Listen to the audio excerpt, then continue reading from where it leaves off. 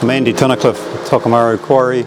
We supply aggregates and race rock for the local area. The shed was built for doing maintenance, because prior to that it was all done outside and it should be a rainy day job, so it's great to have a shed that I can work in to do those sort of things. I think Central Field Days I made an inquiry and that was actually great because there was no pressure selling or anything like that. I received an information pack and a follow-up and then there was nothing trying to force me into it or anything like that, which I really appreciated. That was good. The clearspan was really the thing that was a big thing for me. In my previous work as an engineering contractor, we've built steel buildings and that sort of thing that have been clearspan and had our own workshops that have. After the first one, they were all clearspan, so it is a big deal to be able to have a clearspan.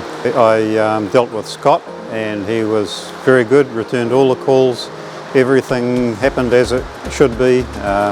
It was great that I asked for basically for what we've got here for a price, and it wasn't a matter of starting with something that wasn't what I wanted and then having to add and add and add to get where you wanted. So it was just a price for what I wanted. I accepted it. It was delivered on time. The permitting stuff was all handled for me. It just made everything very, very easy.